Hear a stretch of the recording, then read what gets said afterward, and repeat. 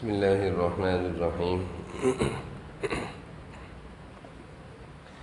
الحمد لله والصلاة والسلام على سيدنا محمد وعلى آله وأصحابه أجمعين.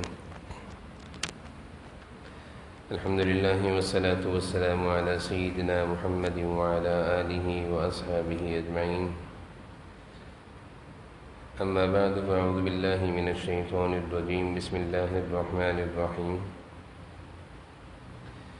إن وليي الله الذي نزل الكتاب وهو يتولى الصالحين. صدق الله مولانا العظيم. اللهم صل على سيدنا مولانا محمد وعلى آل سيدنا مولانا محمد وبارك وسلم. اللهم صل على سيدنا مولانا محمد وعلى آل سيدنا مولانا محمد وبارك وسلم. میرے قابل احترام بزرگوں اور عزیز بھائیوں اور میرے نوجوان ساتھیوں، اللہ تعالیٰ نے ہمیں یہ زندگی عطا فرمائی ہے. یہ زندگی اللہ تعالیٰ کی مرضی پر گزر جائے، اللہ کو راضی کرنے میں یہ زندگی لگ جائے تو یہ خوش نصیبی کی زندگی ہے. اور اگر یہی زندگی غفلتوں میں، گناہوں میں، اللہ کی نافرمانی میں گزر جائے تو یہ بد نصیبی کی زندگی ہے. ایک ایمان والے کی سوچ یہ ہونی چاہیے کہ میں اللہ کی مرضی کے مطابق اپنی زندگی گزاروں، اپنے اعمال سے، اپنے اقوال سے، اپنے کاموں سے اپنے اللہ کو راضی کروں، خوش کروں. پھر ہم جب زندگی گزارتے ہیں تو دنیا کا ضابطہ ہے کہ ہر ایک کو کسی نہ کسی کی سرپرستی چاہیے ہوتی ہے. یعنی چھوٹے بچے جو ہوتا ہے اس کو والدین کی سرپرستی، ان کی کفالت بہت زیادہ ضروری ہوتی ہے، چاہیے ہوتی ہے.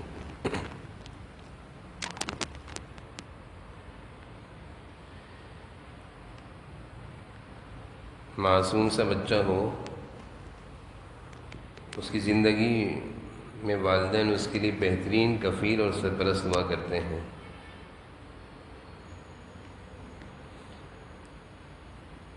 دنیا میں ہر شخص کسی نہ کسی کو اپنا بڑا، اپنا سرپرست بنانا چاہتا ہے، اپنا کفیل بنانا چاہتا ہے.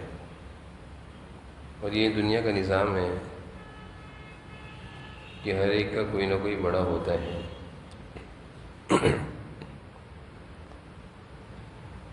اہل ایمان، اہل اسلام، مسلمان اس بات کی فکر کرتے ہیں، اس بات کی کوشش کرتے ہیں کہ ہمارا سرپرست، ہمارا کفیل اللہ ہو. اللہ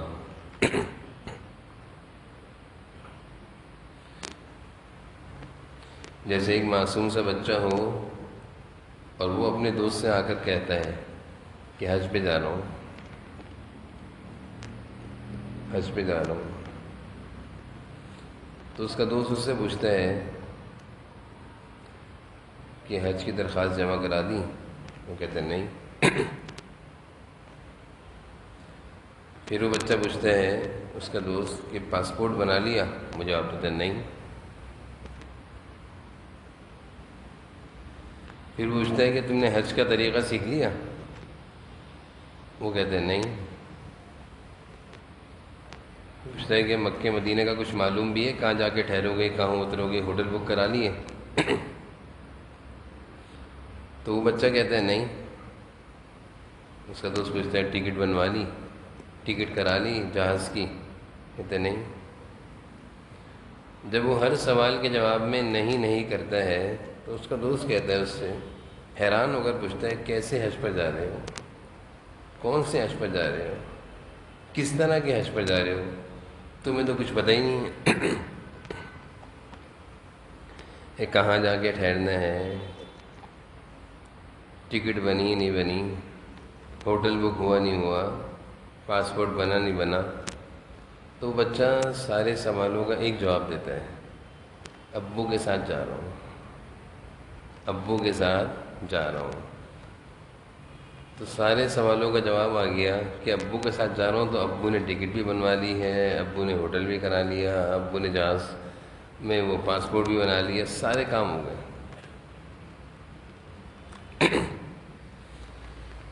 ایمان والے کو اللہ تعالیٰ نے یہ جو بچے کا رشتہ ہے اپنے ابا کے ساتھ، اس رشتے کو اللہ تعالیٰ نے قرآن میں ذکر فرمایا ہے کہ ایمان والوں کا رشتہ ان ولی اللہ الذی نزل الکتاب وہو یتولی الصالحین، اس رشتے کو اللہ تعالیٰ نے بیان فرمایا ہے کہ اللہ تعالیٰ بھی ایمان والوں کے ایسے ہی سرپرست ہیں، ایسے ہی سرپرست ہیں۔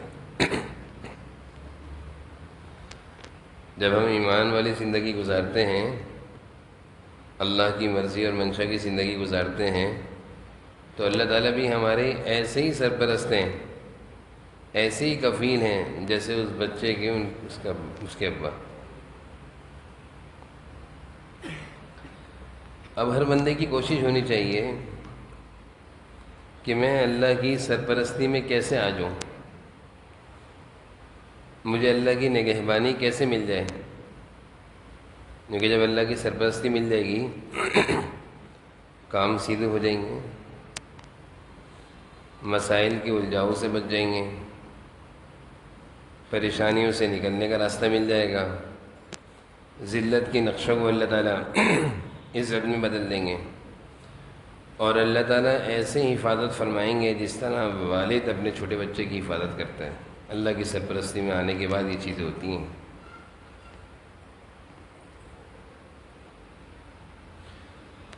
تو ہر شخص کی ضرورت ہے ہر شخص کی ضرورت ہے کہ وہ اللہ کی سرپرستی میں آنے کی کوشش کرے۔ جب اللہ کی سرپرستی میں ہم آ جائیں گے تو یہ سارے معاملات جو ہماری زندگی کی ضرورتیں ہیں اللہ تعالیٰ حل فرما دیں گے۔ آج دیکھا جائے ہم نے اپنے اللہ کو ناراض کیا ہوا ہے، ہم مختلف طریقے سے الجھاؤں کا شکار ہیں، پریشانیوں کا سامنا ہے، کام کاروبار میں بھی ہم ناکامیوں کا سامنا کر رہے ہیں، تعلیم کے میدان میں بھی ہم لوگ ناکام ہو رہے ہیں، مختلف جگہوں پر ناکامیوں کا سامنا ہے۔ ناکامیوں سے اگر ہم نکلنا چاہتے ہیں اور کامیابی کے راستہ پر آنا چاہتے ہیں تو اللہ رب العالمین کی سرپرستی میں آ جائیں، ان سے اپنے رشتے کو ہم جوڑیں۔ اور یہ رمضان کا مہینہ جو اللہ نے دیا ہے یہ ہے اسی مقصد کے لیے۔ اس مہینے کا مقصد یہی ہے کہ بندہ اپنے اللہ سے رشتہ جوڑے اور اللہ کی مرضی کی زندگی اختیار کرے اور اللہ کی سرپرستی میں آ جائے۔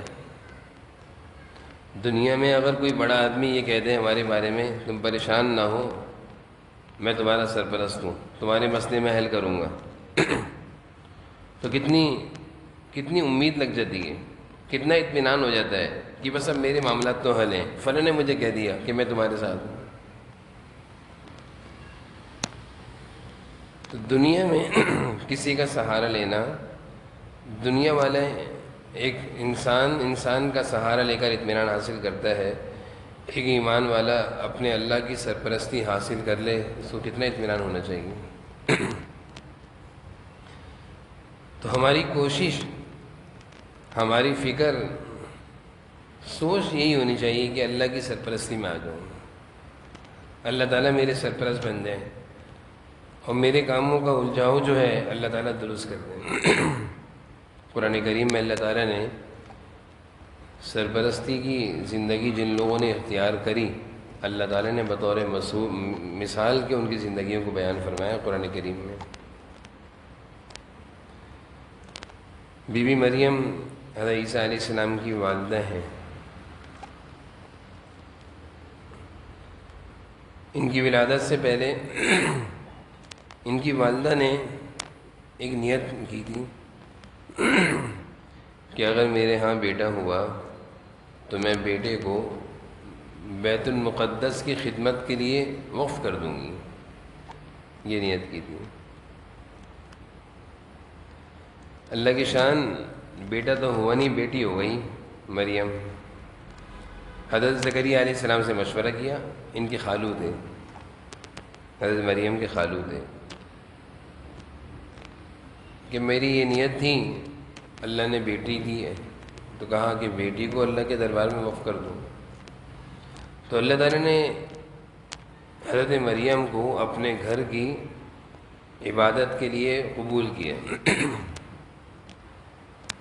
دن بھر اللہ کی عبادت کیا کرتی تھیں۔ حضرت زکریا علیہ السلام ان کی کفالت کیا کرتے تھے۔ ایک دفعہ حضرت زکریا علیہ السلام کسی کام سے کہیں دور چلے گئے، آنے میں تاخیر ہو گئی،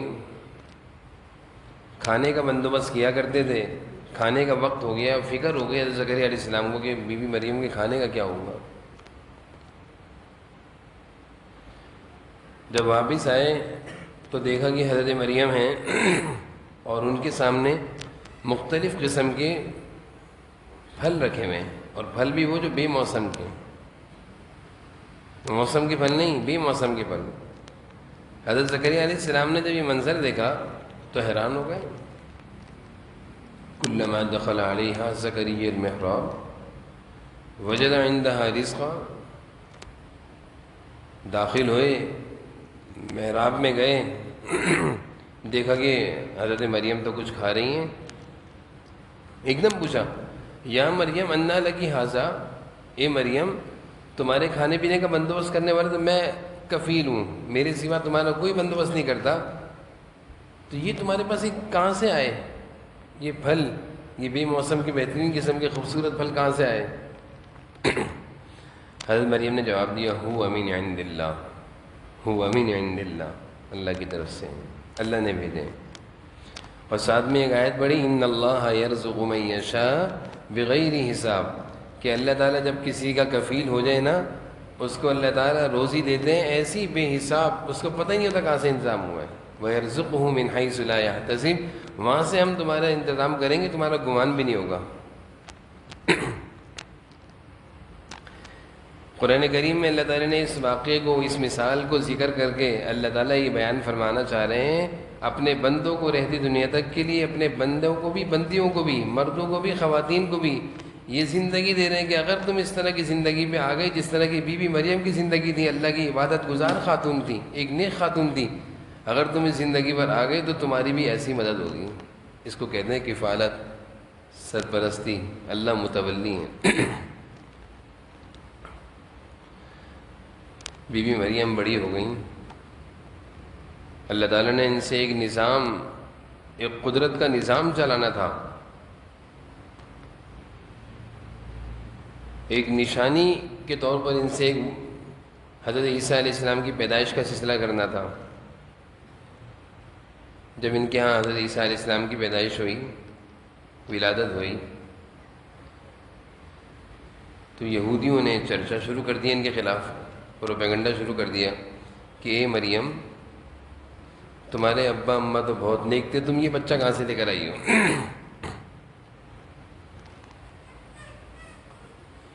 تو حضرت مریم پریشان، اللہ کی طرف سے حکم تھا،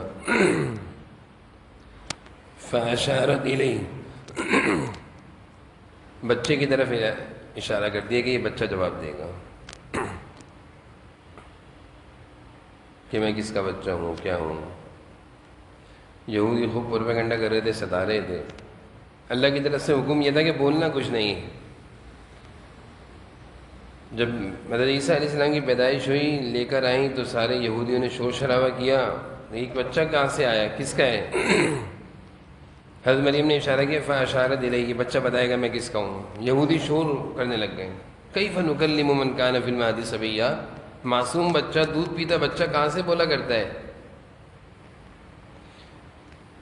اللہ تعالیٰ نے نظام بدلنا تھا کہ ایک نیک خاتون تھی، اس نیک خاتون کی عزت کا مسئلہ تھا، ان کی عفت کا مسئلہ تھا، ان کی حیا کا مسئلہ تھا، ان کی شرم کا مسئلہ تھا۔ اللہ تعالیٰ نے اس نظام کو چلانا تھا، اس نے خاتون کی عزت اور عفت کے لیے اللہ تعالیٰ نے اس معصوم بچے کو گود میں بلوایا. وہ بول رہے ہیں انی عبد اللہ، میں اللہ کا بندہ ہوں. دودھ پیتا بچہ بول رہے ہیں انی عبد اللہ، میں اللہ کا بندہ ہوں. آتانی الکتاب وجعلنی نبیا، اللہ مجھے کتاب بھی دیں گے اور مجھے نبوت بھی دیں گے. وجعلنی مبارکا اینما کنت واوصانی بالصلاۃ والزکاۃ ما دمت حیا، میں بڑے ہو کر نماز روزہ زکوٰۃ کا حکم دوں گا.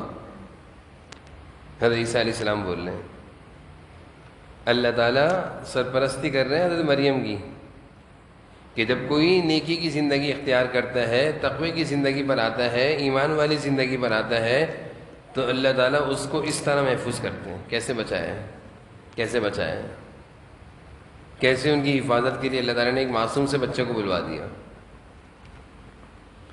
حضرت ہاجرہ ہیں، حضرت ابراہیم علیہ السلام کی اہلیہ ہیں. اللہ تعالیٰ نے حکم دیا حضرت ابراہیم علیہ السلام کو کہ اپنے بیٹے کو اسماعیل معصوم سے بچے ہیں اور اپنی اہلیہ ہاجرہ کو مکہ کی زمین میں چھوڑ کر آ دیں. پہاڑ ہیں چاروں طرف، ویرانہ ہے، کوئی آبادی نہیں ہے، کوئی زندگی گزارنے کا سامان نہیں ہے، لیکن اللہ کا حکم ہے چھوڑ کر آئیے. حضرت ابراہیم علیہ السلام کو ساتھ میں یہ حکم تھا کہ چھوڑنا بھی ہے، بولنا بھی کچھ نہیں ہے. راستے میں پوچھ رہی ہیں حضرت ہاجرہ کیوں چھوڑ رہے ہیں، خاموش. کہاں رہیں گے ہم وہاں پہ، خاموش. کھانے پینے کا کیا ہوگا، خاموش. نیک خاتون تھی، اپنے سوال کو بدلا اور پھر کہا کیا اللہ کے حکم سے چھوڑ رہے ہیں، کیا اللہ کے حکم سے چھوڑ رہے ہیں. حضرت ابراہیم علیہ السلام نے کہا ہاں اللہ کے حکم سے چھوڑو، ہاں کر دیا. تو زبان پر ایک دم سے ایک لفظ آیا اذن لا یضیعونی، کہ جب اللہ کے حکم سے چھوڑ رہے ہیں تو اللہ مجھے ضائع نہیں کریں گے. جب اللہ کے حکم سے چھوڑ رہے ہیں تو اللہ مجھے ضائع نہیں کریں گے. یہ حضرت حاجرہ کا ایمان تھا، ایمان بولا اندر سے. چھوڑ کے چلے گئے. ویرانہ ہے، جنگل ہے، وہاں پہ کوئی سہارا نہیں ہے زندگی گزارنے کا، لیکن اللہ تعالیٰ نے کیسی کفالت کری، کیسی کفالت کری، کیسے اللہ تعالیٰ نے بندوبست کیا، کیسے آب زمزم کا کنواں چلا دیا، چشمہ چلا دیا کہ رہتی دنیا تک کے لیے لوگ اس چشمے سے سیراب ہو رہے ہیں. وہ پانی بھی ہے، وہ شفا بھی ہے، وہ غذا بھی ہے، وہ دوا بھی ہے. یہ کس کی قربانی پر چلا تھا یہ پانی؟ حضرت حاجرہ کی اور حضرت اسماعیل علیہ السلام. نیک لوگ تھے، اللہ تعالیٰ نے ان کی بھرپور کفالت کری، بھرپور کفالت کری. تو نیکی کی زندگی جب ہم اختیار کرتے ہیں تو اللہ تعالیٰ فرما رہے ہیں وَهُوَ يَتَوَلَّى الصَّالِحِينَ، اللہ تعالیٰ نیکوں کے سرپرست بنتے ہیں. نیکی کی زندگی پر اللہ کی سرپرستی ملتی ہے. ہم جس طرح کی زندگیاں گزار رہے ہیں اس زندگی پر اللہ کی مدد کا وعدہ نہیں ہے. آج ہم کہتے ہیں دعاؤں کے لیے ہاتھ اٹھاتے ہیں تو دعائیں قبول نہیں ہوتی. مسائل کا ہم شکار ہیں، پریشانیوں کا سامنا ہم کر رہے ہیں، مختلف قسم کی مصیبتیں ہم سہ رہے ہیں، تکالیف ہمارے ساتھ ہیں، بیماریاں ہمارے ساتھ ہیں. زندگی میں سکون تو ہے ہی نہیں، زندگی میں سکون تو ہے نہیں. اور پھر ہم چاہتے ہیں کہ ہماری دعائیں بھی قبول ہوں، ہماری پریشانیاں بھی دور ہوں اور ہمارے مسائل بھی حل ہوں. کیسے حل ہوں گے، کیسے حل ہوں گے جب تک کہ ہم اللہ کی مرضی کی زندگی پر نہیں آئیں گے، نیکی کی تقوی کی زندگی پر جب تک نہیں آئیں گے، کیسے مسئلے حل ہوں گے؟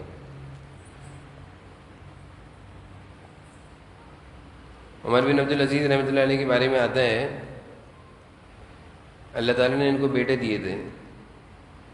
جب ان کا انتقال ہونے لگا تو ان کے دوست ان کے پاس آئے اور کہنے لگے عمر تم سے پہلے جو خلفاء تھے وہ اپنی اولادوں کے لیے اتنا چھوڑ کر مرے کہ نسلیں کھائیں گی، نسلیں کھائیں گی، اتنا چھوڑ کے مرے، 7 پشتوں تک مال ختم نہیں ہوگا، اتنا انہوں نے اپنے گھروں کو بھر دیا مال سے. عمر تمہاری خلافت بھی ہے، تمہارا تو یہ حال ہے کہ تمہارے گھر میں تو فاقے ہیں، تم خلیفہ مد المسلمین ہو لیکن گھر میں کھانے کو نہیں ہے، تم نے اپنے بچوں کے لیے کچھ نہیں کیا. حضرت عمر کی زندگی کا آخری وقت چل رہا ہے. جس نے یہ بات کہی وہ ان کا بہت قریبی تھا. کہا کہ مجھے بٹھاؤ. جب اٹھا کر بٹھایا تو کہا کہ دیکھو میں نے اپنے بچوں کی تربیت کی ہے، میں نے اپنے بچوں کو نیک بنایا ہے، میں نے ان کو اللہ کے حکموں پر زندگی گزارنا سکھایا ہے۔ اور میں پھر قرآن کریم کی آیت پڑھی، ان ولی اللہ الذی نزل الکتاب وہو یتولی الصالحین، کہ جو نیکی کی زندگی گزارے گا اللہ اس کا سرپرست ہے۔ میں نے جو اپنے بچوں کی تربیت کی ہے اور جو زندگی ان کو دی ہے، جب تک کہ یہ اس زندگی پر ہیں یہ کبھی پریشان نہیں ہوں گے، یہ کبھی نہیں بھوکے رہیں گے، ان کے پاس کسی چیز کی کمی نہیں ہوگی اگر یہ نیکی کی زندگی پر ہیں۔ یہ عمر بن عبدالعزیز کا جواب تھا۔ ان کا انتقال ہو گیا۔ انتقال کے بعد کتابوں میں لکھا ہے اگلا جو خلیفہ آیا اس کو مختلف علاقوں میں گورنر لگانے تھے، تبدیلیاں ہوتی ہیں۔ جب اس نے گورنر مقرر کرنے کے لیے قوم میں تلاش کی کہ بھئی اچھے باصلاحیت نیک نوجوانوں کی ضرورت ہے، تو جب گورنر تلاش کرنے کے لیے اس کے بعد جب نام نکل کر آئے ہیں اور جو نوجوان اس کے سامنے آئے ہیں وہ عمر بن عبدالعزیز کے بیٹے تھے، ایک ایک کر کے ایک ایک علاقے کے گورنر لگاتا رہا۔ اور وہی آدمی جس نے عمر بن عبدالعزیز سے کہا تھا اپنے بچوں کے لیے کچھ چھوڑ کر نہیں جا رہے، وہی لکھتے ہیں کہ میں نے وہ زمانہ بھی دیکھا کہ جو خلفاء اپنی اولادوں کے لیے بے تحاشا مال چھوڑ کر گئے تھے، ان کی اولاد میں کوئی صلاحیت نہیں تھی، بیکار تھے، مال برباد کیا۔ وہ دمشق کی جامع مسجد کے دروازوں پر میں نے ان کو بھیک مانگتے ہوئے دیکھا، دمشق کی جامع مسجد کے دروازوں پر میں نے پچھلے خلفاء کی اولادوں کو بھیک مانگتے ہوئے دیکھا، اور اسی وقت عمر بن عبدالعزیز کے سارے بیٹوں کو علاقوں کا گورنر بنا ہوا دیکھا، مختلف علاقوں کے گورنر تھے۔ وہو یتولی الصالحین، عمر بن عبدالعزیز نے اپنے بچوں پر یہ محنت کری تھی کہ نیک بنا دوں، نیکی کی زندگی، چھٹکارا ہی ہماری زندگی میں، چھوٹ ہی ہماری زندگی میں، کامیابی ہمارے لیے زندگی میں، اللہ کی مدد نیکی کے ساتھ، نیک لوگوں کے ساتھ ہے، تقوی والوں کے ساتھ ہے۔ لیکن ہم لوگوں نے اپنا سہارا کسی نے مال بنایا ہوا ہے، کسی نے تعلقات کا سہارا لیا ہوا ہے، کوئی اپنی تعلیم کو بہت کچھ سمجھتا ہے، کوئی تعلقات کو بہت کچھ سمجھتا ہے، لیکن نیکی اور تقوی کی زندگی کو ہم کچھ نہیں سمجھتے کہ ہم نیک بن جائیں گے تو اللہ کی مدد ہمارے ساتھ ہو جائے گی، نیکی کی زندگی گزاریں گے تو اللہ کی مدد ہمارے ساتھ ہوگی، اللہ ہمارے ساتھ ہوں گے، اس طرف ہمارا ذہن نہیں جاتا۔ قرآن کریم میں اللہ تعالیٰ نے اس طرح کے واقعات ذکر کر کے ایک ایمان والے کا یہ ذہن بنایا ہے، یہ سوچ بنائی ہے، اس کو یہ فکر دی ہے کہ اس زندگی پر آ جاؤ۔ اور جیسے میں نے شروع میں عرض کیا کہ رمضان کی برکت سے اللہ تعالیٰ ہمیں اس طرح کی زندگی پر لانا چاہتے ہیں تاکہ اللہ کی مدد ہمارے ساتھ ہو جائے۔ رمضان کی برکت سے اللہ تعالیٰ ہمیں اس طرح کی زندگی پر لانا چاہتے ہیں، نیک اعمال، تلاوتیں، تہجد، دعائیں، تراویح، یعنی رمضان کے اگر ہم معمولات کو دیکھیں صبح سے شام تک اور رات، وہ ایک پورا کورس ہے، پوری ایک ترتیب ہے، پورا ایک کام ہے۔ رمضان ایک مہینے کا ایک پوری ٹریننگ ہے، ایک تربیت کورس ہے۔ علماء تو فرماتے ہیں تربیت کا مہینہ ہے، اللہ تربیت فرما رہے ہیں۔ اب جو اس تربیت کے کورس میں شامل ہو گیا اور اللہ کے حکم کے مطابق وہ تربیت میں لگ گیا، چل پڑا، رمضان میں تربیت پوری کر لی، جب رمضان ختم ہوگا بہترین انسان ہوگا، بہترین انسان ہوگا۔ لیکن خوش نصیب ہیں جن کو یہ تربیت کا کورس نصیب ہوتا ہے، یہ وہ اپنے آپ کو اس تربیت کے کورس میں شامل کرتے ہیں۔ اور کتنے ایسے لوگ ہیں رمضان آتا ہے گزر جاتا ہے چلا جاتا ہے، ان کو فکر ہی نہیں ہوتی۔ تو اللہ تعالیٰ نے یہ مہینہ ہمیں عطا فرمایا تھا تربیت کے لیے کہ ہم اپنے آپ کو کچھ بنائیں، اللہ کی دوستی کے قابل بنائیں، اللہ کے پیار کے قابل بنائیں، لیکن ہم نے اس مہینے میں کچھ بھی نہیں کیا، گزر گیا ہے مہینہ۔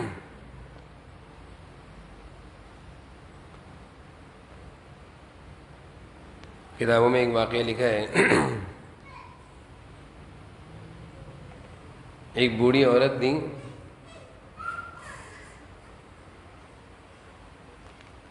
اللہ تعالیٰ کی طرف سے جب اللہ تعالیٰ کسی کی مدد فرماتے ہیں تو ایسے واقعات لکھتے ہیں، انسان کو حیرانگی ہوتی ہے کہ اللہ تعالیٰ کیسی مدد کرتے ہیں۔ رابعہ بصریہ کا واقعہ بھی لکھا ہے کتابوں میں کہ ایک دفعہ یہ سو رہی تھیں تو کوئی چور بھٹکا ہوا ان کے کمرے میں آ گیا، اور کچھ ملا نہیں اس کو، تو ایک چادر ان کی لے کر چل پڑا. ان کی ایک چادر اٹھائی اس نے اور وہ چل پڑا لے کر. جیسے ہی اس نے چادر اٹھائی تو اس کی آنکھوں میں اندھیرا آ گیا، اس کی آنکھوں میں اندھیرا آ گیا. حیران پریشان، ایک دم سے ایک آواز آئی غیبی، اللہ تعالیٰ کی طرف سے ایک غیبی آواز آئی کہ ایک دوست سو رہا ہے دوسرا دوست جاگ رہا ہے. ایک دوست سو رہا ہے دوسرا دوست جاگ رہا ہے. یعنی یہ خاتون اللہ کی نیک بندی تھی. اللہ تعالیٰ فرما رہے ہیں کہ دیکھو یہ تو سو رہی ہے لیکن اللہ جاگ رہے ہیں.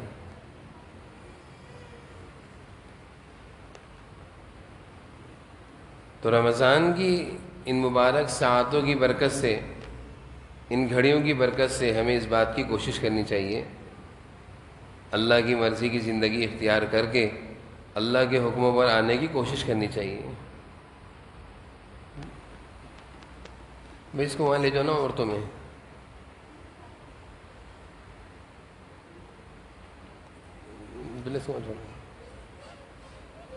عورتوں میں چھوڑ کر آ اس کو.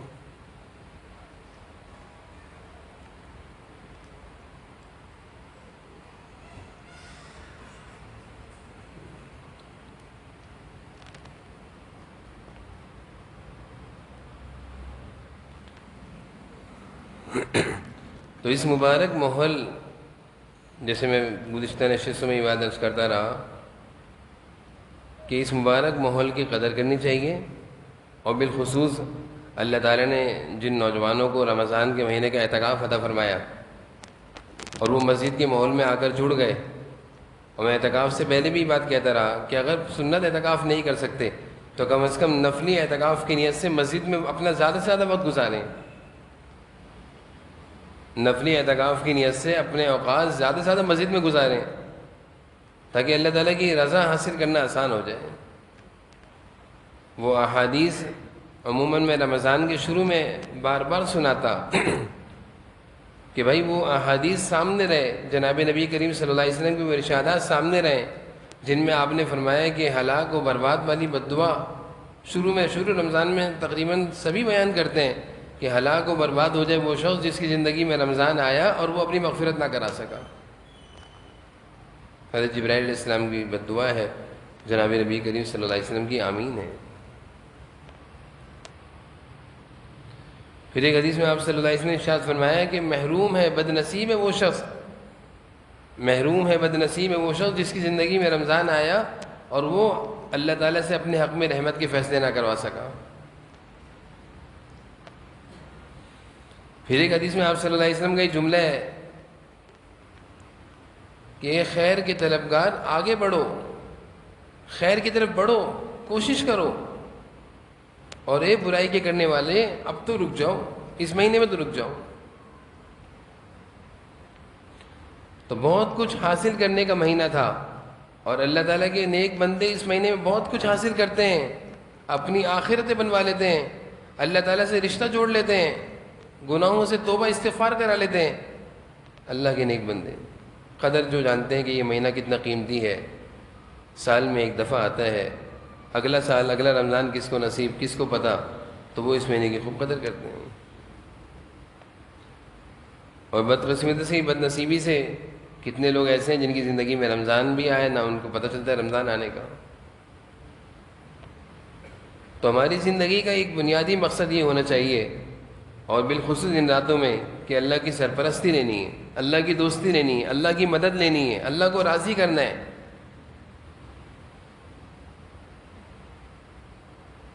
بہت زمانہ ہم نے اللہ سے دوری کا گزار لیا، بہت عرصہ بہت عمریں ہم نے اپنے اللہ سے دور ہو کر گزار لی. اب ہماری زندگی کا یہ عزم ہونا چاہیے کہ اللہ کے بغیر زندگی ادھوری ہے، نہیں گزارنی، اللہ کو راضی کرنا ہے.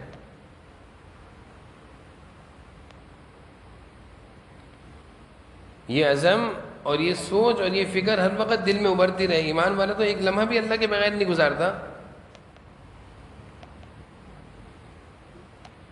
اس کو تو یہ فکر لگی رہتی ہے کہ اللہ ناراض نہ ہو جائے، میرا کوئی عمل، میرا کوئی بول، میرا کوئی کام اللہ کی ناراضگی والا نہ ہو، اس کی یہ فکر ہوتی ہے. میں ہر گھڑی اللہ کی مدد و نصرت میں رہوں، اللہ کی رحمت کے دائرے میں رہوں، اللہ کی مدد میرے ساتھ رہے، یہ ایمان والے کی فکر ہوتی ہے۔ اور جن لوگوں کو یہ چیز نصیب ہو جاتی ہے، واقعی ذرا سی نافرمانی ہو جائے تو ان پر پہاڑ کی طرح گرتی ہے، جن کو یہ چیز نصیب ہو جائے۔ اور جن کو جو یہ لوگ اس چیز سے محروم ہیں، اللہ کی مدد، اللہ کی نصرت سے، غفلت کی زندگی ہیں، پریشانیاں بھی ہیں، آزمائشیں بھی ہیں، بیماریاں بھی ہیں، مصیبتیں بھی ہیں۔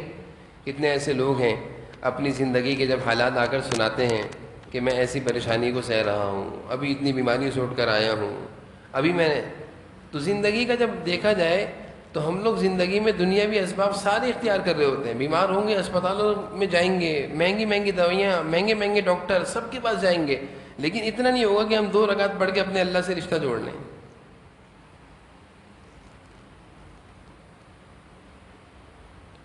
یعنی کس قدر افسوس کی بات ہے کہ اگر ہم بیمار ہیں تو اپنے پیسے بے تحاشا لٹا رہے ہیں۔ ایک مثال ہے، بیماری ایک پریشانی ہے، اس لیے مثال ہے، اس مرض کو دور کرنے کے لیے ہم سارے اسباب اختیار کر رہے ہیں، کرنے چاہیے، لیکن سب کرنے کے باوجود بھی ہم وہیں کے وہیں کھڑے ہوئے ہیں۔ پیسہ بھی لٹا دیا، سب کچھ ہو گیا، وہیں کے وہیں کھڑے ہوئے ہیں، مریض بھی ٹھیک نہیں ہو رہا، پیسہ بھی لگ رہا ہے، نا امیدی بھی بڑھ رہی ہے، ڈاکٹر بھی مایوسی دلا رہے ہیں کہ بھائی اب کچھ نہیں ہو سکتا، لیکن 2 رکعت پڑھ کر اللہ کے در پہ آ کر یہ کہہ دینا اللہ اس پریشانی سے مجھے نجات دے دے، یہ مشکل لگ رہا ہے۔ جب بندہ اللہ سے دور ہوتا ہے تو دنیاوی اسباب اور مشقتیں اور پریشانیاں اس کے نصیب میں، اس کے مقدر میں کر دی جاتی ہیں۔ اس کو دنیاوی پریشانیاں اٹھانا، ذلت اور رسوائیاں اٹھانا آسان لگتا ہے، اللہ کے آگے سر زمین پر رکھنا یہ اس میں مشکل لگتی ہے، یہ مشکل لگتا ہے۔ کسی سے کہہ دیا جائے بھائی آپ پریشان ہیں، اللہ تعالیٰ سے رابطہ بڑھائیں، تعلق بڑھائیں، مسئلے ارے بہت نمازیں پڑھ کے دیکھ لیا کچھ نہیں ہوتا، یہ بھی ایک مایوسی ہے، یہ بھی ایک مایوسی ہے۔ بہت نمازیں پڑھ کے دیکھ لی کچھ نہیں ہوتا، تو نماز اس لیے پڑھ لیتے کہ مسئلے حل ہوں گے، یا اللہ کی رضا کے لیے پہلے اللہ کو راضی کریں، نماز سے مسئلے نہیں، اللہ مسئلے حل کریں گے۔ نماز تو ایک ذریعہ ہے، وہ تو اللہ کا حکم ہے۔ سوچ ایسی بنی ہوئی ہے، مزاج ایسا بنا ہوا ہے کہ ارے مسجد جانے سے کچھ نہیں ہوتا، ارے نوافل پڑھنے سے کچھ نہیں ہوتا، سب کر کے دیکھ لیا، کتنی دوری ہے اللہ سے۔ یعنی ایک ایمان والے کے جملے ہیں یہ، ایک مسلمان کے جملے ہیں۔ ہماری یعنی اللہ سے دوری کا عالم دیکھیں، حال دیکھیں کہ ایک کافر یہ بات کہے تو سمجھ میں آتا ہے، لیکن آج کا مسلمان جیسا اللہ سے دور ہوتا جا رہا ہے اس کے اندر مایوسی کفر کو پہنچ گئی ہے، کفر تک پہنچ گئے ہیں۔ کفریہ کلمات زبان سے نکل جاتے ہیں، ایسی باتیں کہہ دینا، ارے کچھ نہیں ہوتا، بہت دعائیں مانگ کے دیکھ لیا۔ تو یہ اللہ سے دوری کا نتیجہ ہے۔ میں نے جیسا عرض کیا نا کہ جو آدمی اللہ سے دور ہوتا ہے اور نافرمانی کی زندگی اختیار کرتا ہے تو ذلت اور رسوائیاں اور در در کی ٹھوکریں اس کے مقدر میں لکھ دی جاتی ہیں، اس کو آسان لگ رہا ہوتا ہے۔ وہ صبح سے نکلے گا، رات تک گھومتا رہے گا دنیا میں، کسی کے در پہ جائے گا، کبھی کسی کے پاس جائے گا، لیکن وہ اللہ کے در پہ نہیں آئے گا کہ میں اللہ سے آگے بات کر لوں، 2 رکعت پڑھ کے اللہ سے کہہ لوں۔ اس طرف آتے مشکل لگتا ہے، یہ نہیں ہوگا، سب ہو جائے گا، یہ نہیں ہوگا۔ اور اگر کبھی اللہ سے مانگیں گے تو اتنی بے دردی سے مانگیں گے، اتنی بے دلی سے مانگیں گے، ایسا یعنی زبان پہ ہوگا اللہ یہ کر دیں، لیکن دل کہے گا ہونا تو ہے نہیں، ایسے ہی یعنی زبان پر ہوگا کہ اللہ یہ پریشانی دور کر دیں، لیکن دل میں ہوگا دعا تو میری قبول ہوتی نہیں ہے۔ جب اتنی بے دردی سے اور بے دلی سے دعا ہوگی تو کیسے قبول ہوگی بھائی؟ میں نے پہلے بھی واقعہ اس کیا تھا کہ حجاج بن یوسف ایک وقت کا ظالم تھا، اس کے نام سے لوگ کعبہ کرتے تھے، اور اس کی غذا خون، انسانوں کا خون تھا، جب تک کہ وہ 3-4 لوگوں کو دن میں قتل نہیں کرا دیتا اس کی ٹھنڈک نہیں ہوتی تھی۔ آج ہی میں اپنے نوجوان ساتھیوں کو دعائیں انس سکھا رہا تھا، بتا رہا تھا دعائیں انس کے فضائل۔ حضرت انس حضور صلی اللہ علیہ وسلم کے خادم خاص ہیں۔ ان کا عجیب واقعہ ہے، جب جناب نبی کریم صلی اللہ علیہ وسلم مدینہ تشریف لائے ہجرت کر کے، تو مدینہ کے لوگ اپنی اپنی حیثیت اور استطاعت کے مطابق حضور صلی اللہ علیہ وسلم کی خدمت میں ہدیے لا رہے تھے۔ خوشی ہوتی نا کہ اللہ کے نبی ہمارے شہر میں آئے ہیں، مدینہ میں آئے ہیں، اپنے قدم مبارک ہمارے شہر میں رکھیں، ہمارا شہر روشن ہو گیا۔ حضرت انس فرماتے ہیں، ایسی پیاری حدیث ہے کہ جس دن جناب نبی کریم صلی اللہ علیہ وسلم نے مدینہ میں قدم رکھا تھا، ہجرت کر کے آئے تھے، مدینہ کی ہر چیز روشن ہو گئی تھی۔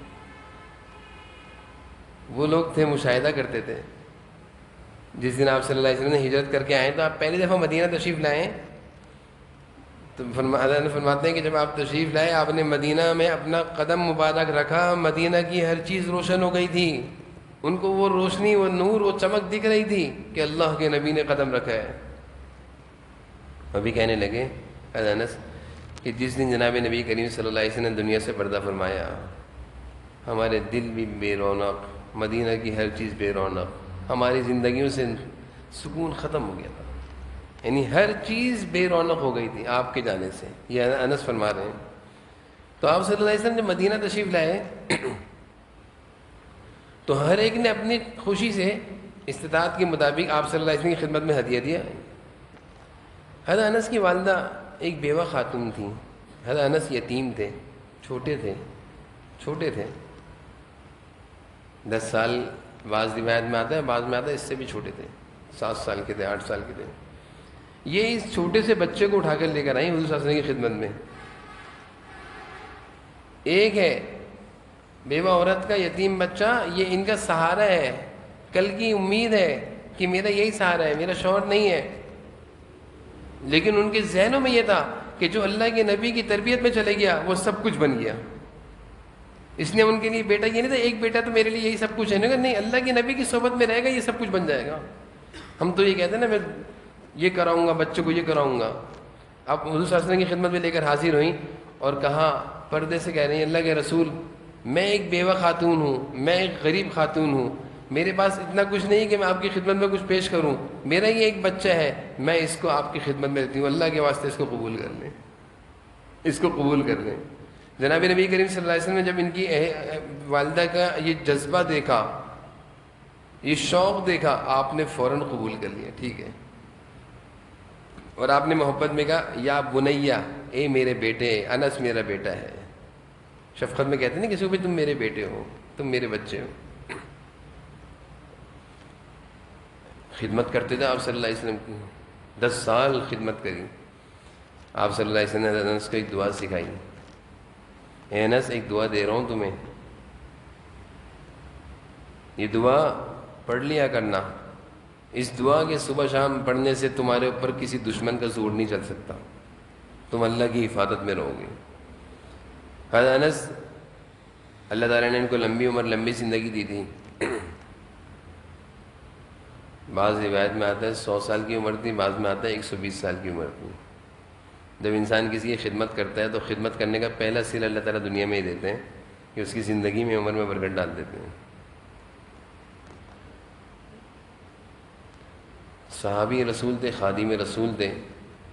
حجاج بن یوسف کے خلاف کوئی بات کہہ دی کہ وہ ظالم ہے، حجاج بن یوسف نے اپنے علاقے کے گورنر کو حکم دیا کہ ان کو میرے سامنے حاضر کرو، قتل کے ارادے سے بلوایا، قتل کے ارادے سے بلوایا۔ حضرت انس سامنے آ کے بیٹھے، کھڑے ہوئے سامنے، حجاج کے سامنے کھڑے ہیں۔ حجاج ان سے باتیں کر رہے ہیں، تم نے مجھے یہ کہا ہے، ہاں میں نے کہا ہے تم ظالم ہو۔ حجاج کے سامنے کسی کی بولنے کی مجال نہیں تھی، ایک دم سے حکم آتا تھا، گردن اڑا دیتے تھے۔ کافی دیر باتیں کرتا رہا حجاج۔ جو اس کے جلاد تھے وہ تیار تھے کہ کب حجاج کی آنکھوں سے اشارہ ہوگا اور ہم انس کی گردن نعوذ باللہ ان کو شہید کریں گے، لیکن انتظار ہے، حجاج کا آرڈر ہی نہیں آ رہا۔ آخر حجاج جب بات کر کے نا امید ہو گیا ان کے قتل پر، اس کی ہمت اور بس نہیں ملا اس کو، تو کہنے لگا کہ اے انس تمہیں میں آزاد کر دوں گا، تمہیں میں رہا کر دوں گا، بس اتنا بتا دو کہ تم ایسا کیا کر کر آئے ہو کہ میں تمہارے قتل پر جرت نہیں کر پا رہا، ہمت نہیں کر پا رہا۔ اور ایک روایت میں آتا ہے کہ کہنے لگا کہ میں تمہارے قتل کا جب بھی ارادہ کرتا ہوں تو ایسا لگتا ہے تمہارے قریب سے ایک اونٹ منہ کھول کے آ رہا ہے مجھے کھانے کے لیے. حضرت نے سے فرمایا چلو تم پوچھتے ہو تو بتا دیتا ہوں کہ مجھے میرے محبوب صلی اللہ علیہ وسلم نے دعا سکھائی تھی کہ یہ تم دعا پڑھو گے تو کوئی ظالم جابر کا تم پر زور نہیں چلے گا. اس دعا کو آج بھی دعاؤں کی کتاب میں دعائیں انس سے یاد کرتے ہیں. دعائیں انس. پچھلے دنوں آپ کو یاد ہوگا کہ حضرت مولانا مفتی تقی عثمانی صاحب دامت برکاتہم پر ایک بہت زبردست قسم کا حملہ ہوا تھا. دونوں طرف سے ان پر فائرنگ ہوئی تھی گاڑی میں, بے تحاشا گاڑی میں فائرنگ ہوئی ہیں, گولیاں آر پار ہوئی ہیں. حضرت کو ایک گولی ایک خراش بھی نہیں آئی. جب حضرت کا انٹرویو آیا تھا کہ میں نے دعا انس پڑھی تھی صبح. حضرت کا انٹرویو آیا تو حضرت فرمایا میں دعائیں انس پڑھتا ہوں معمول سے. اس کے بعد اس دعا کی اہمیت اور بڑھ گئی تھی, یعنی امت میں یہ دعا تو پہلے سے تھی. حضرت انس نے 14-14.5 سال پہلے یہ امت کو پہنچا دی تھی یہ دعا, لیکن بہت سارے لوگ اس دعا کو بھولے ہوئے تھے. حضرت مفتی تقی عثمانی صاحب دامت برکاتہم کا جب انٹرویو اس میں انہوں نے کہا کہ میں دعائیں انس پڑھ کے نکلا تھا صبح, اور میرا معمول ہے میں صبح دعائیں انس پڑھتا ہوں. اللہ تعالیٰ نے اس دعا کی برکت سے مجھے بچایا. پھر لوگوں کو پتہ چلے کیا چیز ہے. تو حجاج بن یوسف ایسا آدمی تھا, طواف کر رہا تھا. دوران طواف ایک آدمی کو دیکھا نابینا ہے, دعائیں مانگ رہا ہے, بے دلی کی دعائیں. میں اس پر سنا رہا تھا کہ ہم اللہ تعالیٰ سے دعا مانگتے ہیں لیکن دل سے نہیں مانگتے, کیونکہ دل میں ہوتا قبول تو ہونی نہیں ہے. اللہ تعالیٰ سے ہم اتنے مایوس اور نا امید ہو گئے ہیں, اتنے دور ہو گئے ہیں کہ زبان سے ہم کچھ کہہ رہے ہوں گے لیکن دل اس کا خلاف ہوگا. ہونا تو ہے نہیں, ہونا تو ہے نہیں. تو ایک نابینا طواف کر رہا تھا, اور نابینا تھا, اللہ تعالیٰ سے دوران طواف کہہ رہے مجھے آنکھیں دے دیں, آنکھیں دے دیں, میری بینائی بحال کر دیں.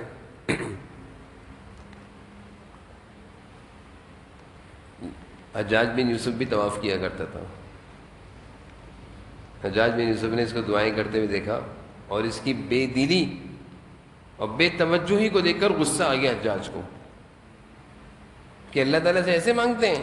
اتنی بے توجہی, اتنی غفلت, اتنی مایوسی. اس نابینا کو کہا سنو میں حجاج ہوں. سب کانپتے تھے حجاج سے, سب کانپتے تھے. ایک دم وہ ڈر گیا بیچارہ. کیا دعا مانگ رہا ہے تو اللہ سے؟ کہ میں نابینا ہوں, اللہ سے کہہ رہا ہوں آنکھیں مل جائیں. حجاج نے کہا جس طرح تو مانگ رہا ہے اس طرح تیری بینائی آ جائے گی. جس طرح تو اللہ سے دعا مانگ رہا ہے اس طرح تیری بینائی آ جائے گی. اس نے کہا میں کیا کروں. حجاج بن یوسف نے کہا سنو تمہارا پہلا چکر ہے, میرا بھی پہلا چکر ہے. طواف میں 7 چکر ہوتے ہیں. تمہارا پہلا چکر ہے, میرا بھی پہلا چکر ہے. 7ویں چکر سے پہلے اگر تیری بینائی نہیں آئی نا تو تیری گردن اڑا دوں گا. یہ کتابوں میں اسی طرح لکھا ہوا ہے. اگر 7ویں چکر سے پہلے تیری بینائی نہیں آئی تو تیری گردن بھی اڑا دوں گا. اب وہ نابینا تو پریشان کہ اللہ ایک آنکھ کا مسئلہ تھا تو جان کا مسئلہ آ گیا. اب تک تو آنکھ کا مسئلہ تھا, اب تو جان سے بھی جاؤں گا. کیوں میں نے آنکھ کی بینائی کے لیے دعا کری.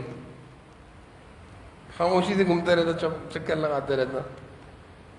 تو وہ کہنے لگا کہ اللہ اب تک تو آنکھ کا مسئلہ تھا, اب تو جان بھی جائے گی, کیونکہ حجاج جو کہتا تھا وہ کرتا تھا. اتنا اس کے بارے میں مشہور, بہت ساری کتابیں بھری ہوئی اس کے ظلم سے.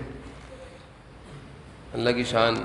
اس پر ایک مصیبت طاری ہو گئی, فکر طاری ہو گئی, ایک غم طاری ہو گئی, اور اس نے اب پہلا چکر ہی میں رونا دھونا شروع کر دیا. اللہ اب تک تو آنکھ کا مسئلہ تھا, اب جان کا مسئلہ بھی آ گیا. اور خوب رو کر دعائیں کر رہے ہیں. آپ یقین کریں 7واں چکر پورا نہیں ہوا تھا, اس کی بینائی آ گئی. بینائی آ گئی. حجاج بن یوسف نے اس کو بلایا, آ گئی تیری بینائی ہے, آ گئی. کہہ رہا تجھے قتل نہیں کرنا تھا, صرف تیرے اندر فکر پیدا کرنی تھی. جس بے دلی سے تو دعائیں مانگ رہا تھا نا, ساری زندگی بھی تو اس طرح دعائیں مانگتا نا, بینائی کے لیے تیری بینائی نہیں آنی تھی. ساری زندگی بھی اگر تو طواف کاٹتا رہتا, بیت اللہ شریف کی طواف کر رہا ہے, ساری زندگی بھی کرتا, تیری بینائی نہیں آنی تھی. لیکن جو کیفیت میری تلوار کے خوف سے تیرے اوپر طاری ہوئی ہے نا, اس کیفیت سے دیکھ 7 چکروں سے پہلے تیری بینائی آ گئی.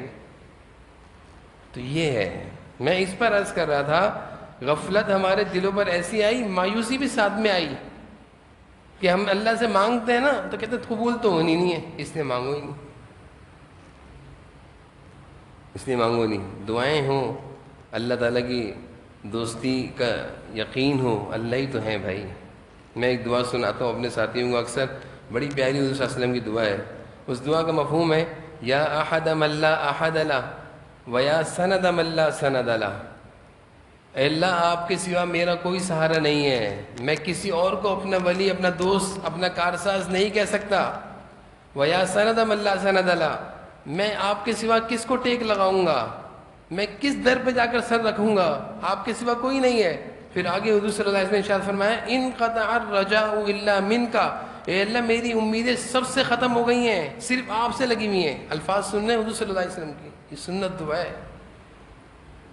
آپ فرما رہے ہیں انقطع الرجاء الا منک، اے اللہ میری امیدیں سب سے کٹ گئی ہیں، نہ ڈاکٹروں پر امید رہی نہ کسی اور پر امید رہی، صرف ایک آپ پر آ کر میری امید ٹھہر گئی ہے. اب آخر میں حضور صلی اللہ علیہ وسلم فرما رہے ہیں نجنی مما انا فی واعنی علی ما انا علی مما نزل بی بجاہ وجہک الکریم وبحق محمد علیک آمین. اے اللہ جس مصیبت میں ہوں نا اس سے نکال دیں مجھے اپنے فضل سے، حضور صلی اللہ علیہ وسلم کے صدقے سے. یہ دعا ہے. تو جب انسان اپنے سارے سہاروں کو ٹوٹتا ہوا دیکھتا ہے پھر تو اللہ سے جڑ جانا چاہیے. کتنی دفعہ ایسا ہوا اسپتال جانا ہوا، اللہ تعالیٰ نہ لے جائے، جب وہاں لوگوں تیمارداروں کو، کسی مریض کے تیمارداروں کو بے بس دیکھتے ہیں، آپ یقین کریں دل پھٹ جاتا ہے کہ یار کیا حالت ہو رہی بیچاروں کی، یار کیسا رو رہا ہے، یار کیوں رو رہے ہو، ابا کے بارے میں ڈاکٹروں نے یہ کہہ دیا، ایسے رو رہے ہیں، ایسی بے بسی کا عالم ہے. تو میں عرض کرتا ہوں کہ جہاں پہ ڈاکٹروں کی ڈاکٹری اور دوائی کا اثر ختم ہوتا ہے وہاں سے اللہ کی قدرت کے نمونے شروع ہوتے ہیں. اب اللہ دکھائیں گے اپنی قدرت، اللہ تعالیٰ اب دکھائیں گے اپنی قدرت کہ انسان یہاں اگر بے بس ہو گیا نا، اب ذرا ایک سجدہ تو کر لو یار، آ جاؤ ایک سجدہ کر لو، ایک سجدے میں آؤ تو اللہ کے آگے گرو تو. لیکن یہ مشکل ہے.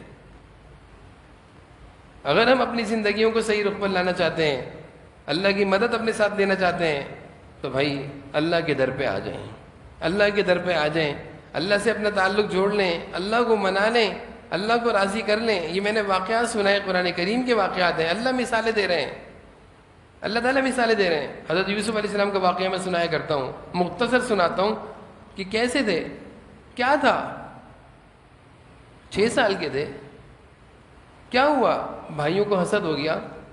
کس بات پر حسد ہو گیا کہ ابا کی شفقت کیوں ہے اتنی زیادہ یوسف کے ساتھ. بھائیوں نے مشورہ کیا، 11 بھائی تھے، کہ یوسف کو اٹھا کر کنویں میں ڈال دیتے ہیں. کنویں میں ڈال دیا. کنویں میں ڈال کر سارے بھائی قرآن کریم میں مطمئن ہو گئے. کنویں میں ڈالا اور مطمئن ہو گئے کہ یہ تو گیا، یہ تو گیا.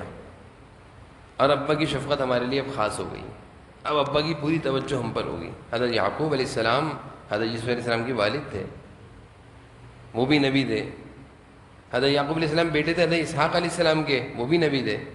حضرت اسحاق علیہ السلام بیٹے تھے حضرت ابراہیم علیہ السلام کے. یہ گھرانہ خاندان نبوت کا تھا. اب یہ بچے بڑے مطمئن ہو گئے کہ اب ابا کی پوری سرپرستی، پوری توجہ ہمیں ملے گی. اور کنویں میں ڈال کر مطمئن ہو گئے کہ بس گیا. لیکن اللہ کا نظام چل رہا تھا. جب کوئی اللہ کا ہوتا ہے پھر اللہ بھی اس کی وجہ سے، من کان للہ کان اللہ لا. حضور صلی اللہ علیہ وسلم کا ارشاد ہے کہ جو اللہ کا ہو گیا اللہ بھی اس کے ہو گئے. اتنی پیاری حدیث ہے کہ جو اللہ کا ہو گیا اللہ بھی اس کے ہو گئے. اللہ اس کو اب چھوڑیں گے نہیں. حدیث ہے نا کہ تم خوشیوں میں اپنے اللہ کو یاد رکھنا، خوشیوں میں اپنے اللہ کو یاد رکھنا، کبھی کوئی غم آئے گا اللہ تمہیں نہیں چھوڑیں گے. لیکن ہمارا معاملہ الٹا ہے. زندگی میں بہاریں ہوتی ہیں، صحت ہوتی ہے، مال ہوتا ہے، کام کاروبار چلتا پھرتا ہوتا ہے، تو کبھی توفیق نہیں ہوتی اللہ تعالیٰ کے دربار پہ آنے کی، کبھی توفیق نہیں ہوتی اللہ کے در پہ آنے کی، کبھی یہ نہیں ہوتا کہ اللہ کا شکر ادا کر دیں.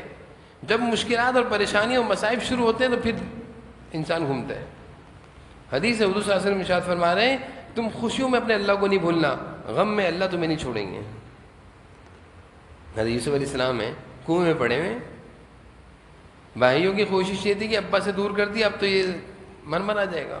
بھائیوں کی سوچ میں تو مر بھی گیا تھا، کنویں میں کسی کو پھینکا جائے تو وہ نیچے جا کے مرے گا. اللہ نے بچانا تھا، اللہ نے ایک مقام دینا تھا. اللہ تعالیٰ نے حضرت یوسف کو نبوت بھی دینی تھی، بادشاہت بھی دینی تھی. جب اللہ تعالیٰ کسی کے بارے میں کوئی فیصلہ کر لیں تو پھر اللہ تعالیٰ اس کو نوازتے ہیں اور حالات سے گزار رہے ہیں. حالات سے گزر کر ایک مقام تک پہنچا کر اللہ تعالیٰ نے سب کچھ دے دیا، سب کچھ دے دیا. مقام گزرے کہاں سے؟ کنویں میں ڈال دیے گئے. کچھ لوگ آئے، قافلہ آئے، یہ بھی قرآن کریم میں پورا واقعہ ہے. کنویں سے پانی نکال رہا تھا، ڈول ڈالا، اور ڈول میں حضرت یوسف علیہ السلام نے ڈول کی رسی پکڑ کے اوپر آ گئے. قافلے کے لوگ بڑے خوش ہو گئے کہ واہ، غلاموں کا دور تھا، بیچیں گے اس کو. مصر کے بازار میں جا کر بیچ دیا. حضرت یوسف علیہ السلام بک رہے ہیں، حضرت یوسف علیہ السلام بک رہے ہیں. وہاں خریدار کون تھا؟ عزیز مصر، مصر کا وزیر خزانہ، اس نے خرید لیا.